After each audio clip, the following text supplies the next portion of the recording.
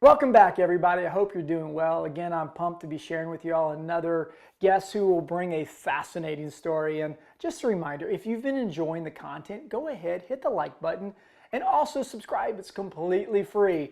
But today's guest, a phenomenal person, and I don't want to go into too much detail about who this guest is and what he's accomplished because the list is just too much.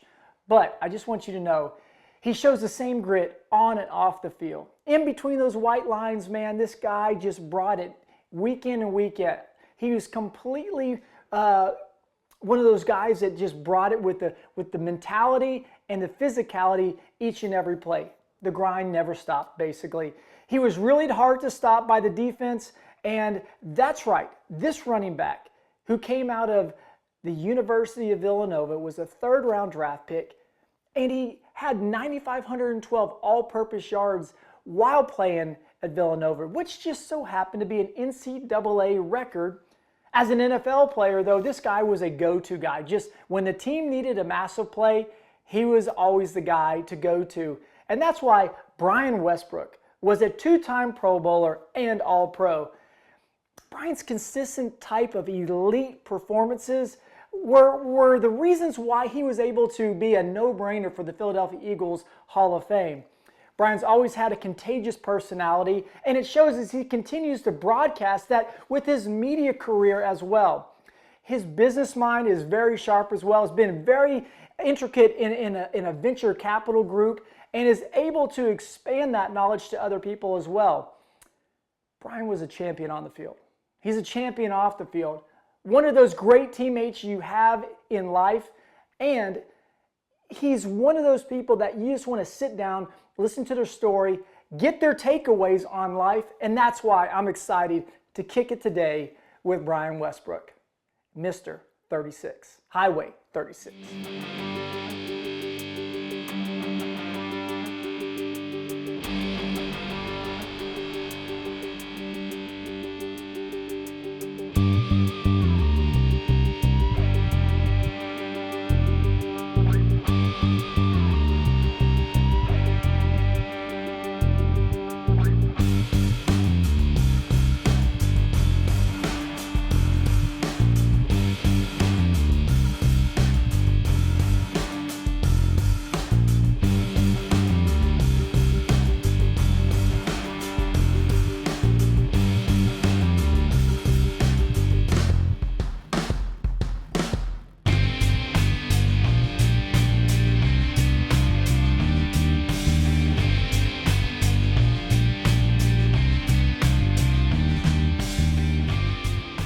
We're kicking off with B. West, Mr. Highway 36 himself.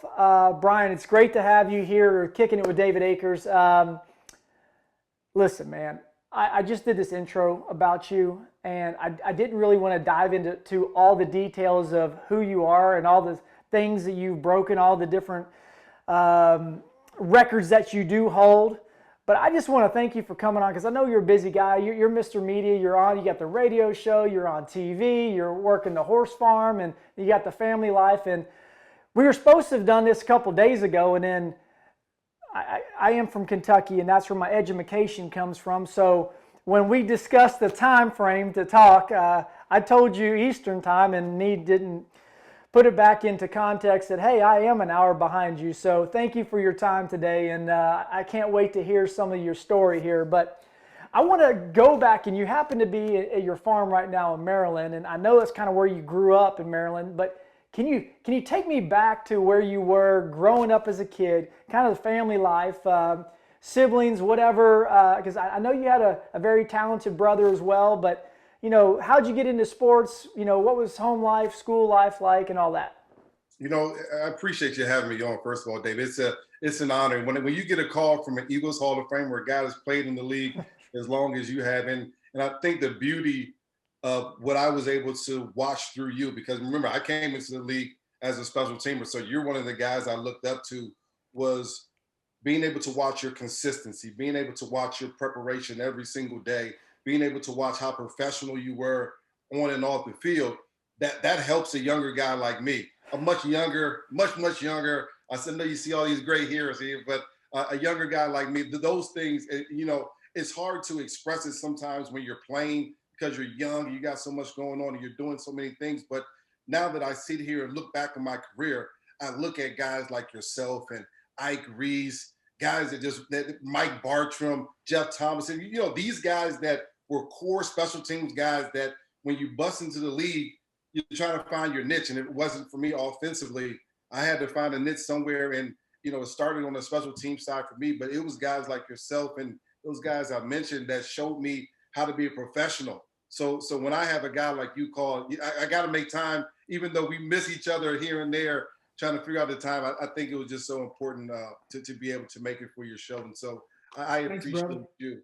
But no, as a child, I grew up in 20 minutes outside of DC in Fort Washington, Maryland, with my mother, my father, my younger brother, my brother Byron. He's 5 years younger than me. And so actually 6 years younger than me. Goodness gracious. I'm getting old. Don't show your age. Don't show I your know, age. right? But we grew up in a nice little community out there for Washington, Maryland. And we were into sports. I mean, I grew up in the age where you're outside playing all day long. It wasn't no video games. It was go outside and play baseball. It's baseball season. Go outside and play basketball season. And of course, football season as well. And so that's what we did. Play sports all day long, compete. And that's how we were raised. That was just what it was in my family.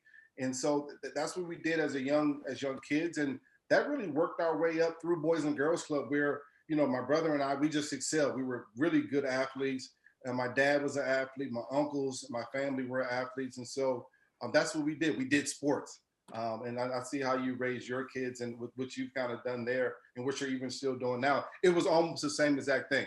Play sports, go learn how to compete, go learn how to be disciplined and work hard and try your best, and we'll see what happens at the end. Was it always kind of football? Like, what all the sports kind of were you getting into? And you're talking about family members that were, kind of the same mindset as far as like, okay, into sports, they're athletes.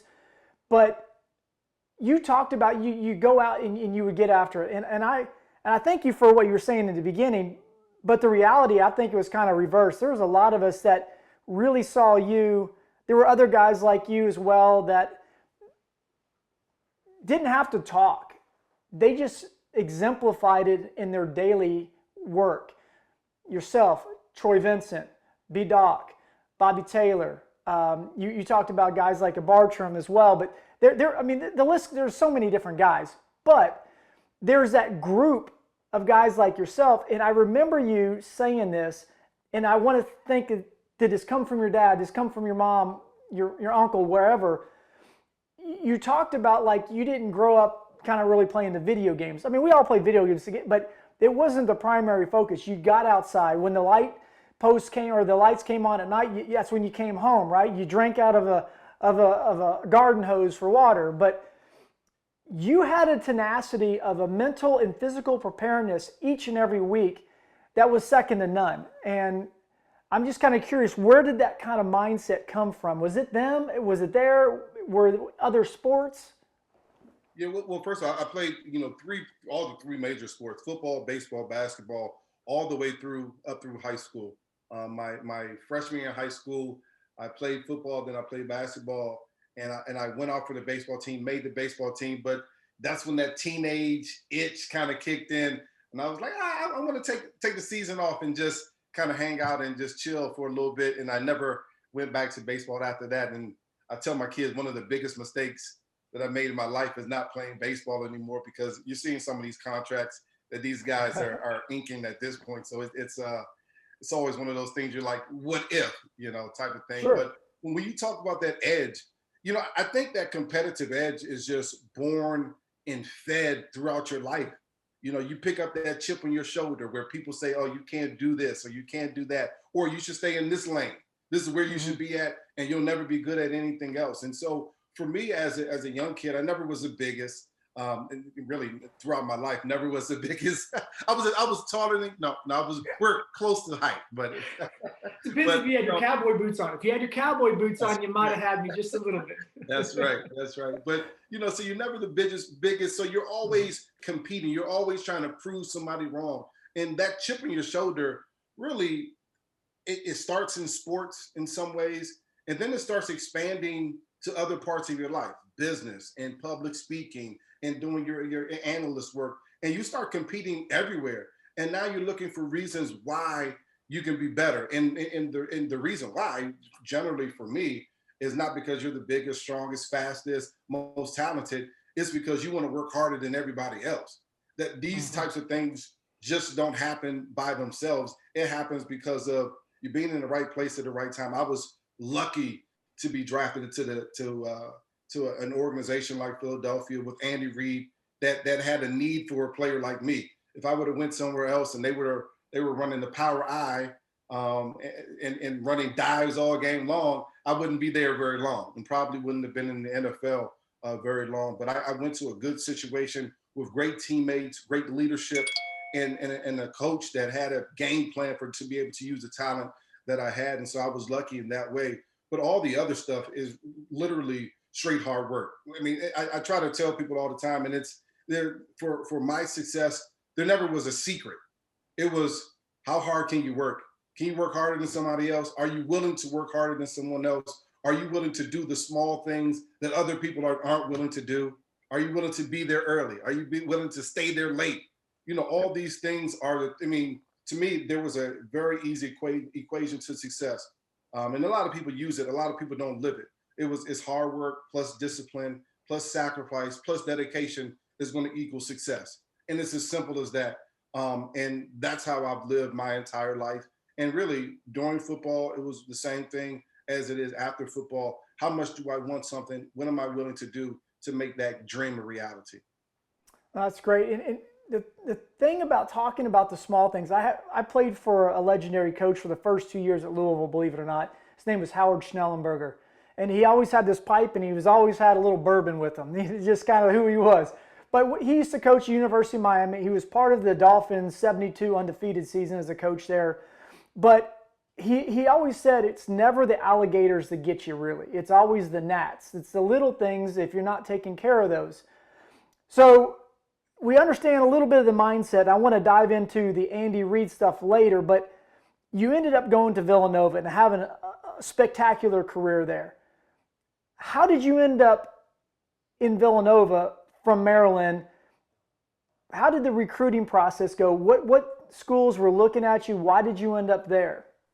Well, even before I got to Villanova, really, I think my story is a little bit different than a lot of other people from this aspect. I was just a really good player in Boys and Girls Club. My skill set was just better than a lot of people, and I kind of expected that to just roll into high school and just continue to dominate, right? And my first freshman year, I was hit over the head with the reality that you're not the biggest, you're not the fastest, you're not the strongest, you're not the best. You Mm-hmm. got to go back to work, son. And so my freshman year of high school football, I played 0 plays. I was a second string running back, second string defensive back, Wow. and I didn't play on offense, defense, or special teams. Literally couldn't get into the game. Hmm. I just remember my freshman year, we played, I don't know, 8, 10 games, and crying on the way home every single game, trying to understand how do you go 60 minutes or however long we play 48 minutes and not get into the game. How do you explain that to your peers? How do you explain that to your family? And I just wasn't good enough. And that was, you talk about how do you create that chip? How do you create that hard shell that makes you want to do more? It's created through those moments. It's created through times where you're not succeeding to the point where you have envisioned. And that's where it was created for me as well. And so my freshman year, I didn't play at all. My sophomore year, I worked my butt off between my freshman and sophomore year. Again, it was a weight room. It was the film study. It was understanding the game better. All those small things, the detail your work type of things that Andy Reid always used to preach to us. I was able to do that a bunch. In my sophomore year, I played a little bit, but I had an interesting opportunity my sophomore year. the guy that played in front of me my freshman year and beginning of my sophomore year, he got in academic trouble. And then I tell people all the time, I say, you know, it's sometimes you just need the opportunity. But no matter if you need the opportunity or not, when you get that opportunity, you have to be prepared. You have to be ready. You have had to have put the work in. So many people pray and scream and yell about the opportunity. And when they get it, they don't do anything with it because they weren't prepared for the opportunity. And so luckily for me, the kid, you know, he gets kicked off the team because of academics. And I was able to seamlessly step into that role and just play well. I mean, I played well my sophomore year, played, you know, I had a really good junior year, one of the best juniors in our area. And so after your junior year, that's when you start getting the college offers, the letters and things like that. And so I used to have boxes and boxes of college letters from all the big schools, you know, Florida State, Florida, you know, just all the schools across the country that you want to be recruited by. And so my junior year, I'm thinking I'm preparing myself to go to a big school for college. Between my junior year and my senior year of high school, I tore my ACL. So we're working out, tore my ACL in 1996. And what happens back in 96 opposed to 2021, in 96, that was a year-long injury. I mean, because the medicine is much better now. But back in 96, when teams and schools heard that you tore your ACL, now they're like, hey, man, we thought you were good, but we can't invest $150,000 or whatever it is for college in you after you tore your ACL. And so all the big schools went away. And ironically enough, I played 5 games my senior year of high school. So when you're making those all-star, you know, those highlight films and things like that, I literally didn't have any highlight film. My highlight film was maybe a minute long, and I just started throwing the same plays over and over and over back on there because that's all I had. And so kind of as my story goes, I played basketball that year, and the Villanova coach said, listen, if you can play basketball, then you can play football. But he came to see me play basketball a bunch of times. I'm in the locker room talking to my high school basketball coach. And he said, listen, the Villanova coach is coming to see you play. I think they're going to offer you a scholarship. And so my initial reaction was, man, I love Villanova basketball. You know, this is going to be a great opportunity for me to play, you know, college basketball. I never thought it was going to happen. You know, Villanova's in the Big East. We've seen them play a bunch. And as I'm saying these things to him, he's looking at me like, what in the world are you talking about? The Villanova basketball program does not want you to play there. The football program wants you to play there. And at that time, I had literally no clue that Villanova had a football program. Right. I didn't know they had a program. But when you talk other about than Howie Long, right? Yeah. You and Brian Finneran. Brian Finneran, that's right. Who at the time I didn't know really about. I knew of Howie Long, didn't really associate him with Villanova at the time. And you know, I go there and I have a great opportunity to see the school. And, you know, I start to think of nothing about the NFL, but I only start to think of job opportunities, networking, the great education that I can get from Villanova. And I was just lucky enough to be able to go into a situation where it was a great school and a great athletic institution as well. And, you know, it kind of things worked out for me when I got there. Well, first off, incredible academic institution for sure. But that's a different mindset than I would say today's athlete in high school would be saying. Especially, okay, you've been able to overcome an ACL. Matter of fact, did you get it repaired or you don't even have one?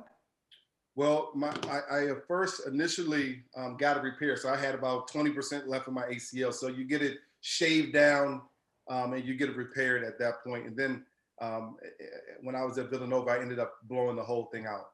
So I had actually 2 injuries to that ACL. But did you end up, I thought that was without having an ACL and playing your career without an ACL? Yeah, no, I mean, I played most of my career, you know, I had to get it repaired. So I did have to get it repaired there at Villanova, but most of my career, I didn't play with a completely torn ACL. Yeah, completely healthy for sure. Interesting. So you go there, but the difference is, I think, the mindset of a lot of today's athletes would be like, well, I've overcome this ACL. Now I'm thinking this is just going to propel me to the league. I'm just going to use this as a stepping stone. Your mindset was academics, thinking about the networking possibilities, where you were, and maybe that in itself is a little different because I think everybody's got a little different something in them. You can have the chip, you can all that, but I mean, B. West, there's a reason why I want to talk to you about this, and there's a reason why people gravitate and want to see you and have you come speak to them, because there is something different about you. I'm not trying to blow your head up even more than it is, but there is something special about you. That in itself is different and special. I just going through it with my son, seeing some of these high school kids just now going off to their D1 schools and seeing the mentality is, it's just about a couple of years and I'm to the league, right? And everybody thinks it's a first, second, maybe third rounder. They could never imagine being sixth, seventh rounder or free agent, right? They're always better. Nobody's ever shocked that they get higher. They're always shocked that they get drafted lower, right? Right. But that's just a different mentality, and I think that people need to hear that about you and learn that something maybe wasn't a thought of like, well, yeah, that's great. I might have it, but this is the real gold right here. The opportunity to play at Villanova for the academic aspects. So again, you're there. You have a great career. You broke all kinds of records. I think he was like 9,512 all-purpose yards, NCAA record. No big deal, right? You know, just a thing. A couple Walter Payton deals. It's no big deal, right? But then you end up getting drafted in third round with the Eagles. And instantly, guys talked about you. You had, I mean, being honest, you're fast, but you weren't like the fastest guy in the world. What you had was such a quick burst of like a maneuver, and then you're gone. You had a great eyesight for where you wanted to be and then getting there. And you just ran forward. You got hit. For me, seeing you as a teams guy, I mean, there's still an iconic picture of you running down the sideline against the Giants, and the special teams coordinator is throwing his clipboard down as you take it to the house and we win the game, and it turns the entire season around. And I talked about this in the intro. There were a lot of go-to plays, whether we're talking about special teams or offensively, that when they needed a massive play, you were the guy to go to. You always talked about being mentally and physically prepared. You even made moments of discussions in the locker room about guys, this is kind of a generation that's kind of the Nintendo generation. They don't put that extra time in. The smarts that you were able to do against the Dallas Cowboys ticked off a lot of fantasy people, right? But you come down and stop right on the 1 yard line and we're able to run the clock out. Was that the Christmas Day game? I don't think it was Christmas. I kind of remember most of the Christmas Day. I don't think that was a Christmas Day game. I kind of vaguely remember the Christmas. Isn't the Christmas Day game the game where Donovan ran from the left sideline to the right sideline? Well, I thought the Christmas Day was Jeff Garcia. Maybe. Because the one back and forth, he threw that deep ball to Freddie that Freddie posts on Insta Media. Because it's the longest play, right? That's right. Freddie's highlight film. That's right. Fred X here, man. People's champ. But those are the things that make you a Hall of Famer and so undervalued in certain ways that people don't understand the smarts, the academic aspect of what you put into learning your craft. Any moments, from that start when you were with the Eagles and you came in, you were talking about Andy Reid and the little things. What else kind of sticks in your mind early on when you first kind of came in there and kind of learning from not a small school, but you were Division I AA at the time. Now we call it FCS, right? But then jumping into, at that time, playing in the vet, right? And a completely different atmosphere. What about that kind of transition for you? Well, it was different for me because, of course, I didn't go to the big school, and I played in the Senior Bowl, and I played in the Hula Bowl against some of the bigger competition, which kind of gave me that hunger to go out there and do a little bit more. But again, I got drafted to a great situation. The running back room when I got there had Deuce Staley, just an Eagles great. Buddy Lee, a guy that, he was selfless. He did everything that he could, right, to help us win, block, run, catch, do anything that he could to get us the victory. all the dirty stuff. I had Brian Mitchell, who, in my opinion, is a Hall of Famer, a special teams Hall of Famer, one of the best return men ever in the league. Dorsey Levens, Green Bay great, Super Bowl champion out there, but a great leader, but also a guy at the point of his career where he was just inputting into the youth, inputting into guys like myself. The Correll Buckhalter was there, even though he got hurt my rookie year. My rookie year he got hurt. But just great guys around me that said, "Listen, don't talk. Don't worry about talking. All we want you to do is learn your offense, learn your defense, learn the small things about the game. And when you get an opportunity to go out there and play, go do your best." And so many times as a rookie, I see these guys come into the league and they got to be this person or that person. And for me, it was all about don't run your mouth, just listen and figure out the guys that you need to follow. Where's David Akers? Follow that guy. He's going to do it the right way. Where's guys like Ike Reese, the guys that I mentioned before? Where's Dawkins at? See what he's doing and do it that way. And so for me, the rookie year was all about learning and figuring out where you fit in and where's the best way that you can help this team win. It wasn't about being the starting running back or kick returner or any of those things. It was about where can you fit in to help this team win. And if you could do that, then you can last a long time in the NFL. You just can. And figure out exactly what the team needs. And so for me, my rookie year was about rushing the punter on special teams. It was about blocking for Brian Mitchell. It was about running down on kickoff teams and things like that. It was about more importantly, giving the best look for our defense. You remember we had one of the best defenses in the league. And I'll never forget it. Jim Johnson was our defensive coach. And that week we were playing the Rams. We were playing Marshall Faulk. Again, I'm a rookie, and I kind of explained how I was as a rookie. Don't talk. They don't need to hear you. They just need to see you do work. And so now it's my job to give the defense the best look possible of Marshall Faulk, who in my mind is my idol, the guy that I wanted to be like. And so I'm running the plays. I'm doing these different things.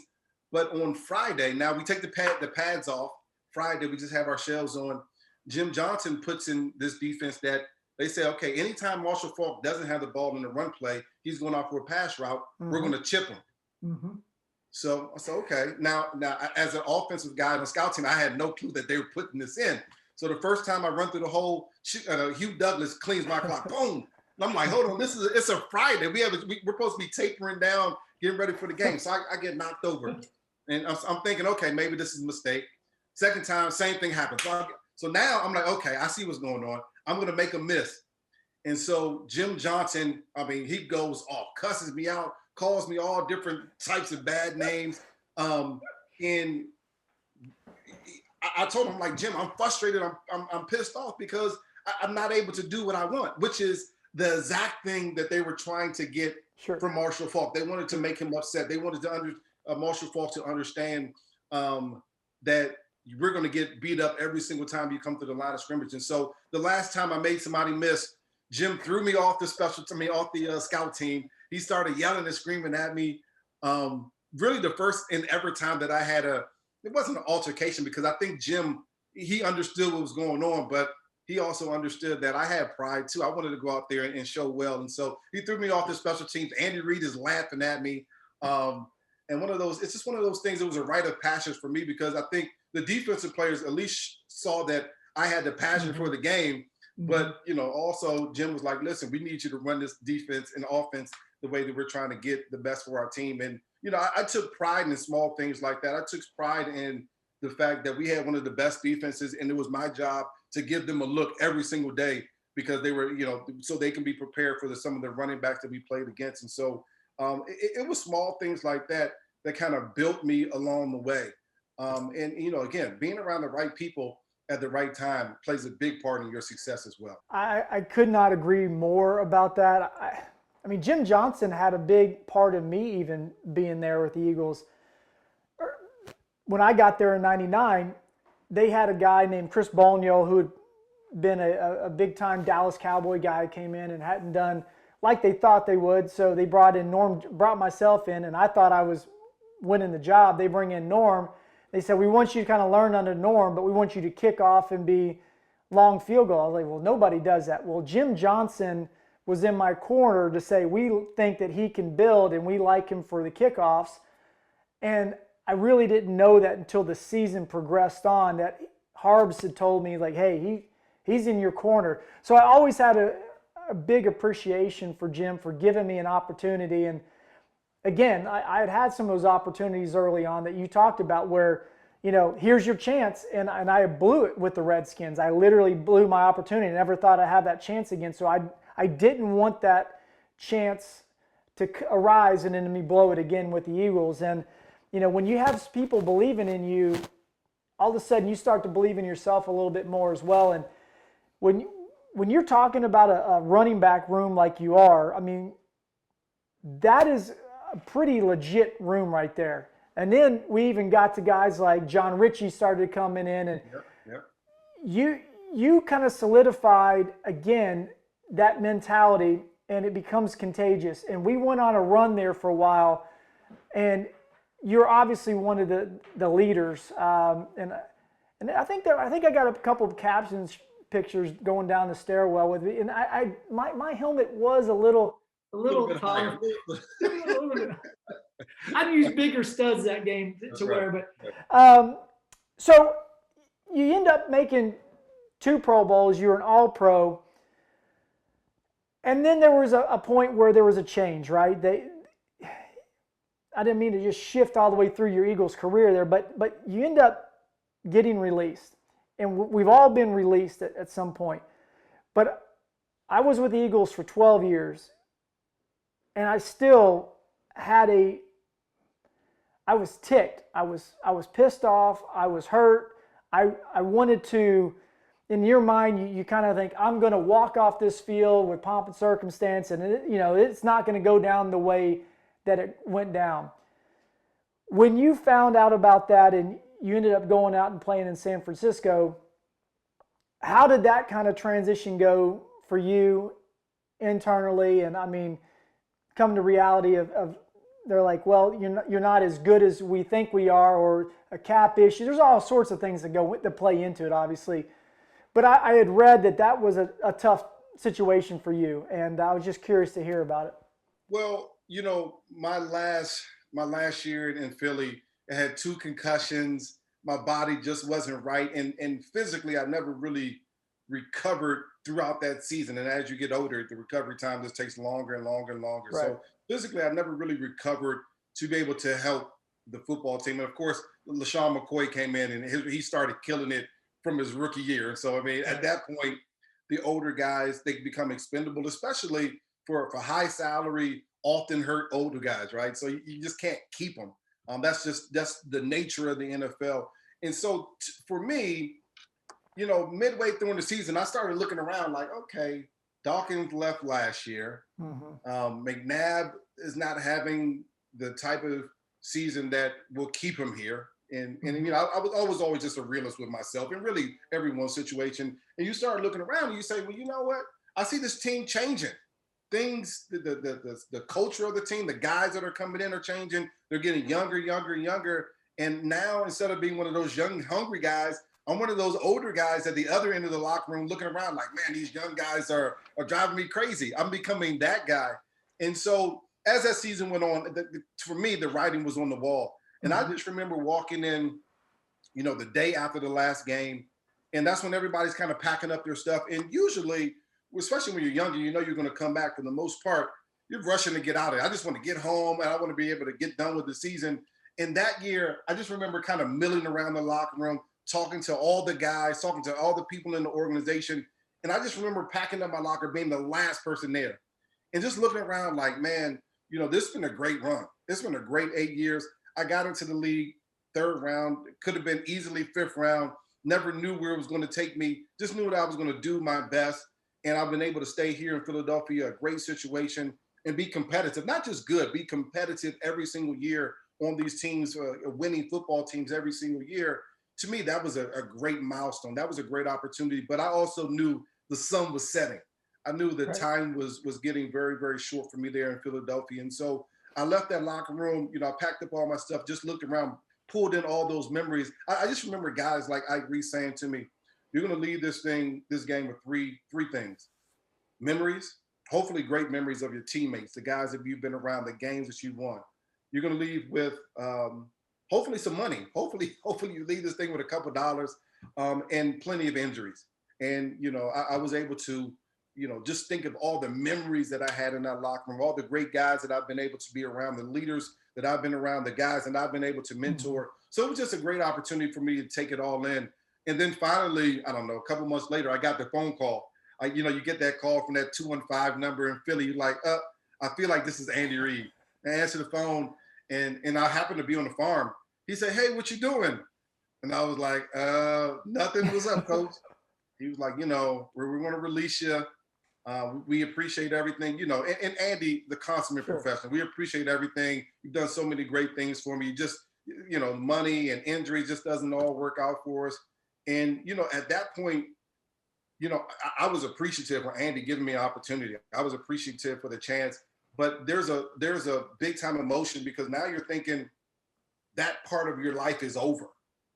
It's almost like you're leaving college in a way, and you're not quite sure if you're going to go do anything else. What happens next? Right. And I didn't know if I was going to be able to play football again. I didn't know if I wanted to play football again.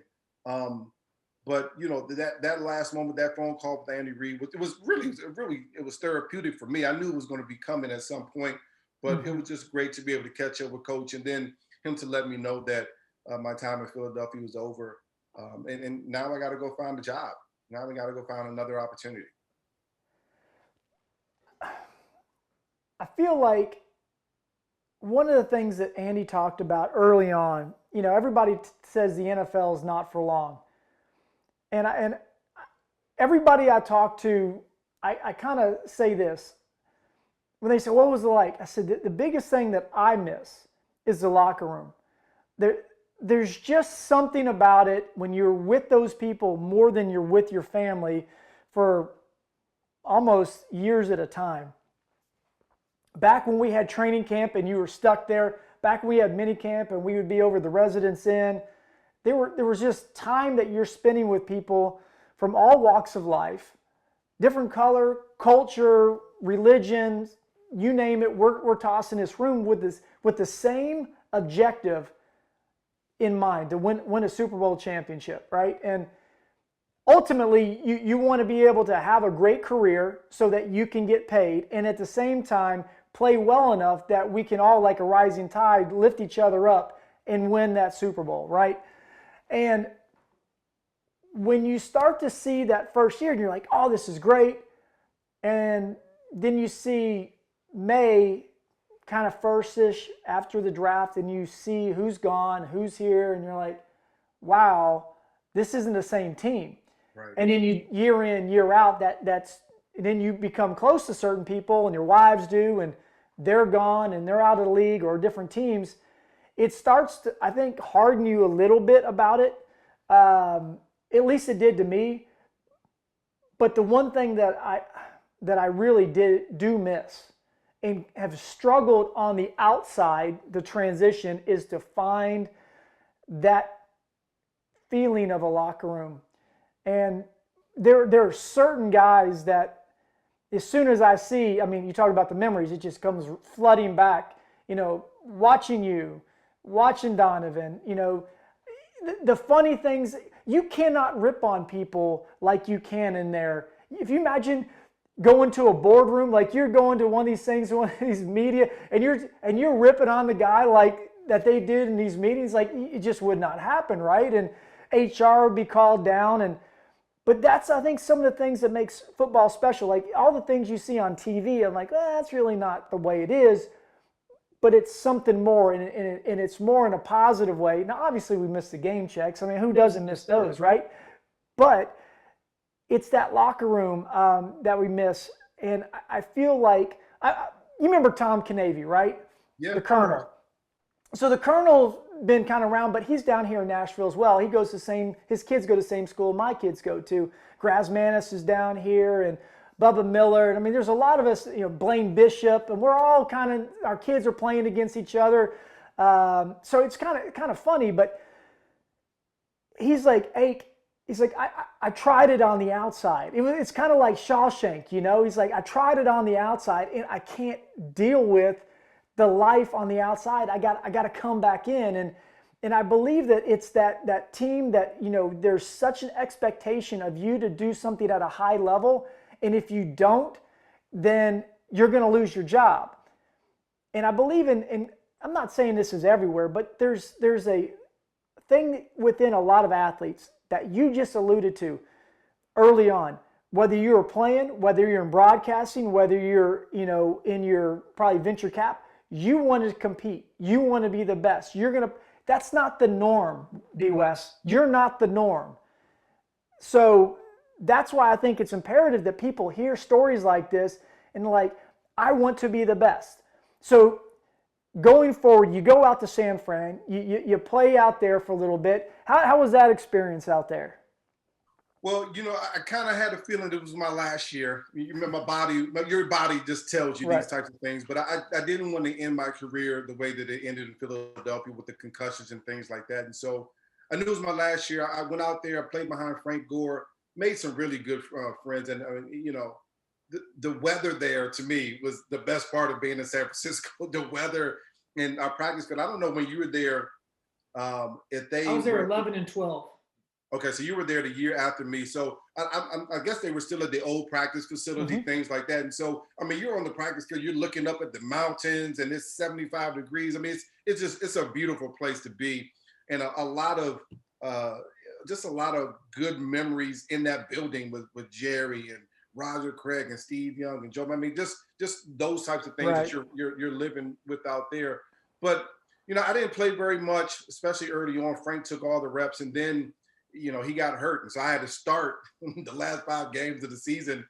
And, it was a different experience because when you come from a place where you're playing the majority of the plays and then you don't play any plays, and now they want you to thrust you in there to play 60 plays a game, your body reacts in a totally different way. So it was a different experience for me. But again, to me, that last year was all about taking in the locker room, all about taking in the small things, being able to appreciate those small things. Because when you're one of the starters, one of the guys that are dependent on for wins and losses of games, your focus is different. Your focus, for me, I could never, take in everything and then focus on the game. I had to solely focus on the game and kind of take in things as I could. But in San Francisco, because I wasn't one of those starters, one of those guys we depended on, especially early on as much, I was able to take in everything, watch guys warm up, watch how they practice, have those little small conversations with younger guys, the same way that the older guys did for me my rookie year, my first few years in the league. And so to me, it was all about the small things, capturing those moments because I knew it was going to be my last. And to your point, when you get out of that locker room, there's nothing ever like that. You try to have that type of camaraderie with your friends, the guys that you grew up with. And it's a little bit different because you're not all working to the same goal. You certainly can't have that same camaraderie in any boardroom or any office building because what we had is I'm going to challenge you to be the best that you can be. And sometimes that challenge is a verbal challenge. Sometimes it's a physical challenge. And all the time it's, I love you, but I got to push you so you're the best so that we collectively can be the best, right? And not everybody is ready for that. No. And it's hard to find people that are ready for that type of confrontation. And we did it in a physical way. I'm going to challenge you physically, and I'm going to try to beat you up so that in 6 more days, we got a game on Sunday, you're ready to go beat somebody else up. And that's a weird confrontation for so many people. But then we go into the locker room and we go play video games together. We watch tape together. We do all these small things. And so I think your point about 53 guys coming together for one purpose is rare in business and life, period, but also the willingness for us to push each other to that limit to get the best out of each other for that one goal. I think that's rare as well. And I think as an ex-player, former player, I'm searching for that. I'm hungry. We kind of get it in a very small way when we go back to those alumni days. And, when we go back to, we induct people into the Eagles Hall of Fame, we get a small opportunity to be close to the players, but be close to guys that have the same feeling that we have. I miss just being around you guys that played with us, guys that played after us, and guys that played way before us, all miss the same thing. I just miss being around the guys, joking around, playing, doing the small things that as adult men we can't do anymore in our day-to-day life. To me, those are the things that I miss the most, and wish there's a small part of me that wish that I had more time when I played with the Eagles to take in more of those moments. I've always felt that there were talented guys in our locker room that were so talented that they could step on the field and their talent just took over, and so they could laugh and joke and have much more fun about the things all out of the field than I could, because I always felt like, all right, I'm good enough to, if I work hard, I do all the small things, I do everything right, that things can work out for me on the field.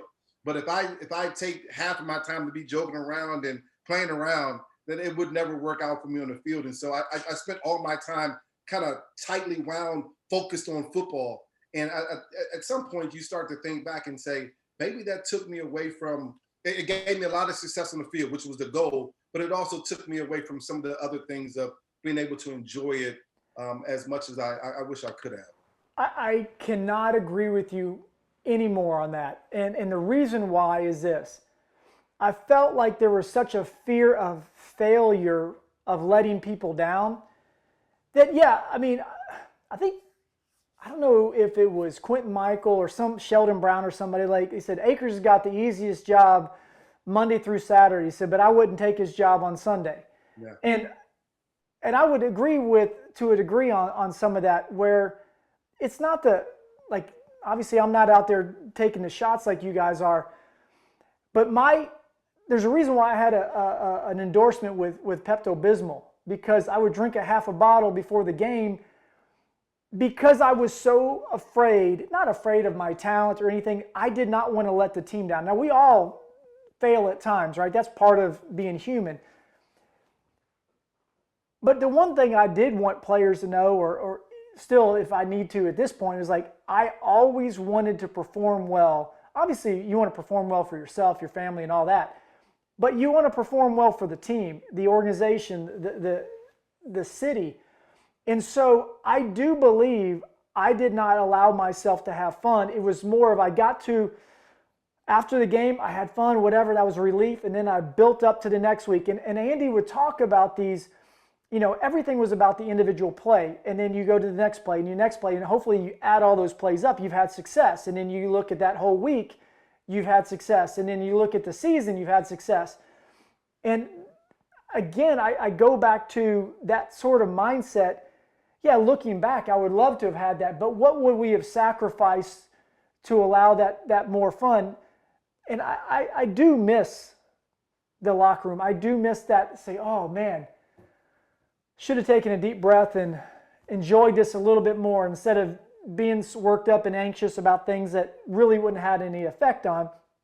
But there's, as you know, as a player, there's so many external sources of anxiety that come into you. And we actually play. What's that? I'm sorry. That's the one thing that I don't know that fans of the game or even people outside of the game understand to the level that I think they should. Physical football is a physical sport. You have to be physically fit. You have to be physically tough. But if you don't have the mental side to be able to say, this week I ran for 200 yards. Next week, if I run for 50 yards, no one's going to love me anymore the way that they loved me the week before. So it's that continual stress every single week to at least perform at this level consistently over and over and over. And I think when we talk about some of the mental aspects of the game, but also some of the things, the challenges that we have after the game, it's that mental side that works with me as well. Because being on this level, being tightly wound every single day for 6 months, that's hard. It's hard to do that, and it's hard to do that at our level. And that's the mental side that people, I don't know that they even think about really. They say, "Oh, you're just playing the game." Yeah, but my game is dependent upon performance, and if I can't perform at the top, then guess what? I can't pay for my family. I can't feed my family. I won't have a job. So there's a big amount of stress that's associated with that and that performance. That it's I'm glad that we don't have that in many other places in life, but it's one of those things that push you forward as well. So it's a weird combination of the two. I agree with you more. I will say one thing, just it was funny watching, not funny, haha, but like you had a real knack of avoiding a lot of the big shots a lot of times. You would find through the hole, you'd see to get as many yards as you could, and then you'd find a way to kind of get down. I see really good receivers doing that, but obviously you were a great running back, but I don't know, some of the people that really don't know who you are, especially maybe some of the younger generation that, oh, I remember hearing about B. West, but out of the backfield receiving, you were just extremely dangerous on that. But we've had conversations. We've been in Dennis's suite talking about this, and you're like, we're watching the game, and you're like, I don't know why people would play this right now, because the violent nature, how fast, how vicious these guys are. When you're young, you didn't probably even think 2 seconds about it, right? You're just out there doing what you love to do and do it at such a high level. But you're looking back now, you're a little smarter. Like, would you still go through what you did then and repeat it? You know, I think you're right. So after my career, you go and stand on the sideline and you see the speed of the game, you see the contact, and it just scares you. I get scared for guys that I know that are still playing. And of course, I know your son Luke is playing. And I get worried about kids just in general. My kids are still small. I'm like, why would I ever let you play this game? Because it's a physically nasty sport. You know, but we've talked all the whole podcast about the lessons that you learn. But that's one of the reasons why. You know, it's a demanding sport. It's a tough sport, but it's a sport that we love. You know, and I guess along the journey from little boys up into the NFL, you find a way to protect yourself.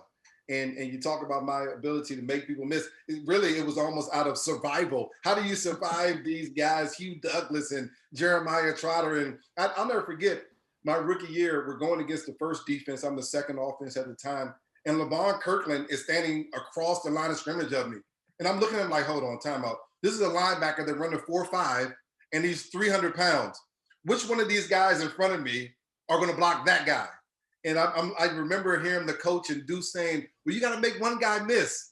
And LeVon Kirkland, 300-pound linebacker, that's the guy that you got to try to make miss. And so for me, it was all about survival, just trying to make it to the next play. But that was part of the game, you know, trying to figure those things out. And the physicality is just, you know, I look back and I say, do I want my kids to play? And I always say, if my son wants to play, I'm going to support him. Hopefully I can get him to play at a later age instead of an early age. I'm handing him a golf club. I'm handing him a baseball bat. I'm handing him all the things that you know, and as an adult, you kind of think, but he always is putting these helmets on. He's always finding a way back to football, even as a young kid. So we'll see how that goes. But no, it's a nasty sport. And after you're done, you always look back and wonder, why the heck would anybody do this? My seventh grader he started this year. I had him in flag at their earlier years. And my oldest, Luke, I mean, he ended up being a punter and a kicker, but he's 6'3", 190 pounds. He built a whole lot different than I am.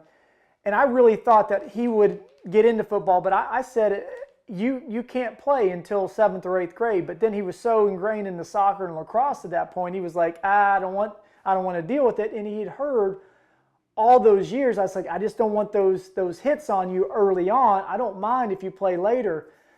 And I think he regrets it a little bit. And not that it's not a dangerous sport.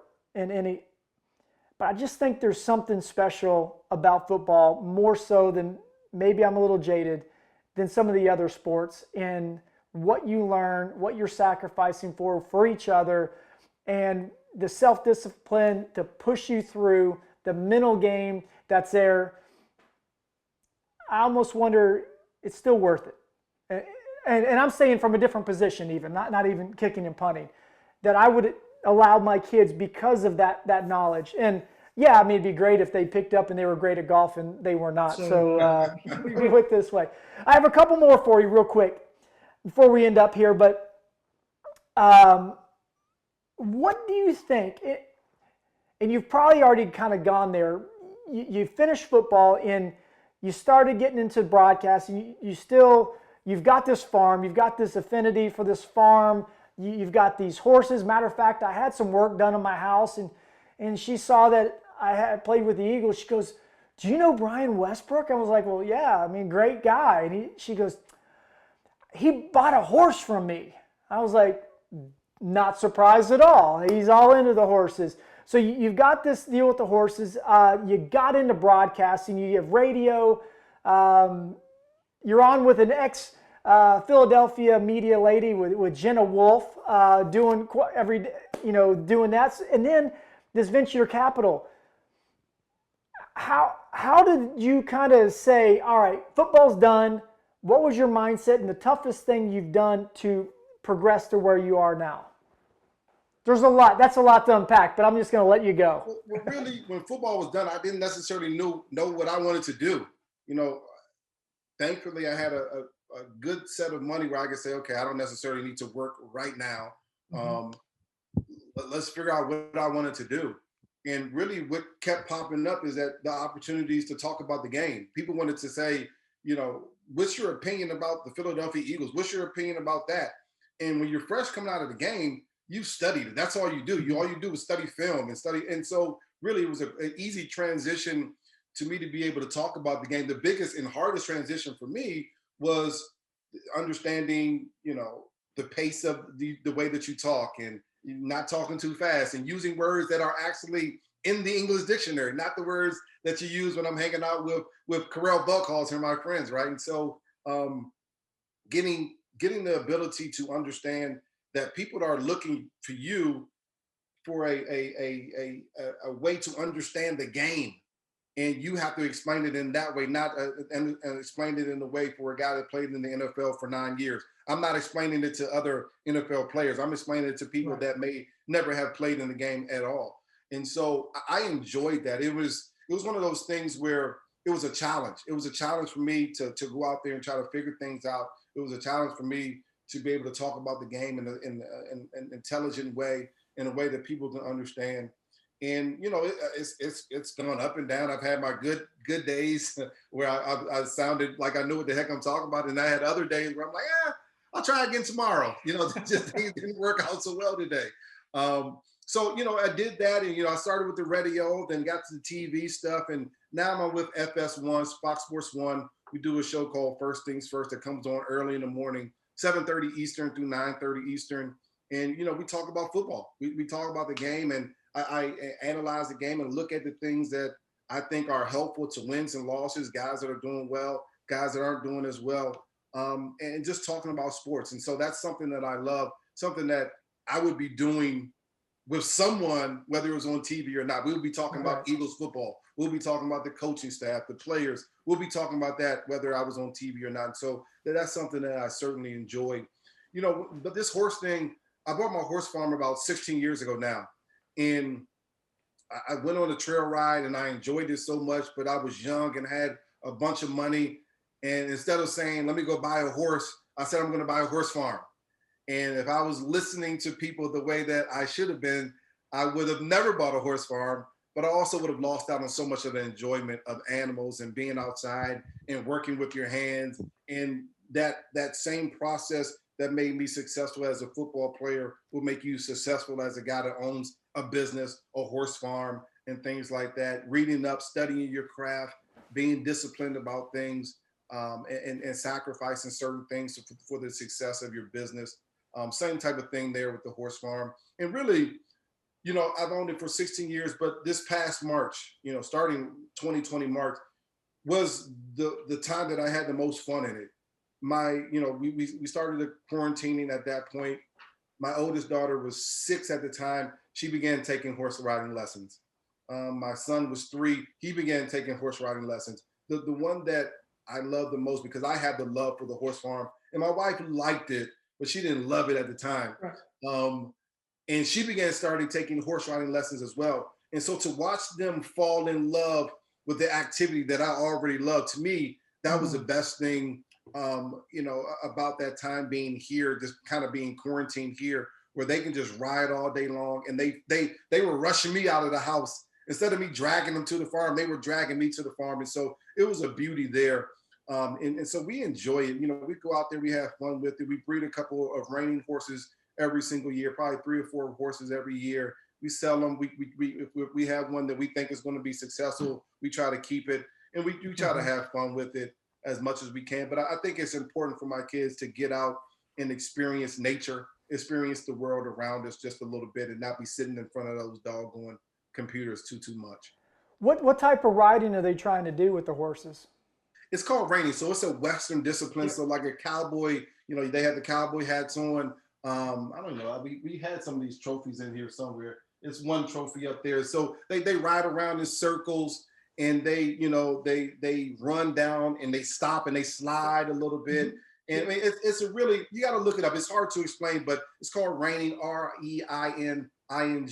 But it's a really good sport. A lot of the things that the guys that are doing cattle work, these are the skill sets that they're using in this competition as well. So it's really cool. I was down in Jacksonville last weekend with Amber Morgan, the young lady that you just mentioned. She had a horse showing. So we go to the shows, we enjoy it. We throw on our cowboy hats in our boots. We walk around and, we are belt buckles, and we have fun with it as well. So our family enjoys it. And it's just been something for our family to do. Remember, back in the day, we had Friday night movie nights, still do now. But this is just another activity for our family to enjoy, to get them out of the house, to kind of break up from the norm of the day-to-day stuff that we have going on. I could not agree with you more. I think it's great that you're doing that with getting them out of the house. I did the same thing and dragging them out on the water, and it kind of the same sort of, I don't really want it, but they've all found their kind of niche that they enjoy, being out in the water and being active in that regard. Let me just kind of finish on this. And thank you for your time.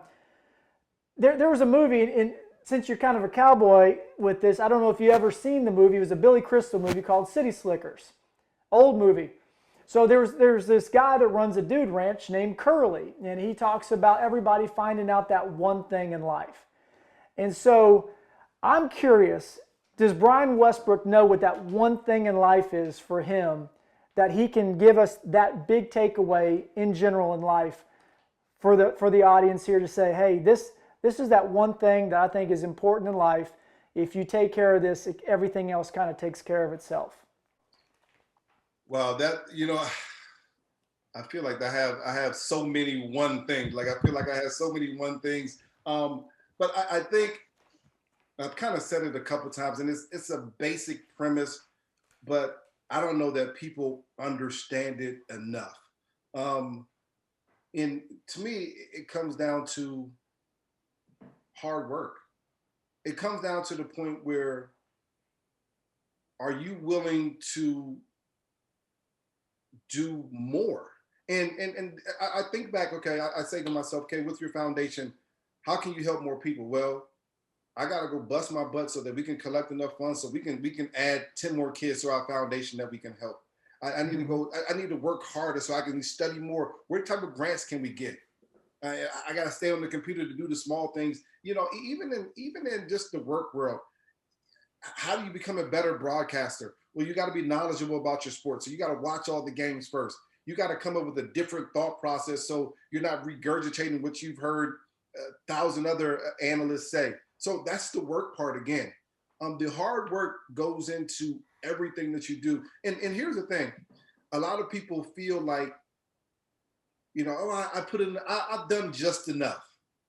And to me, that's where we miss that. It's not about doing just enough. It's about doing way too much.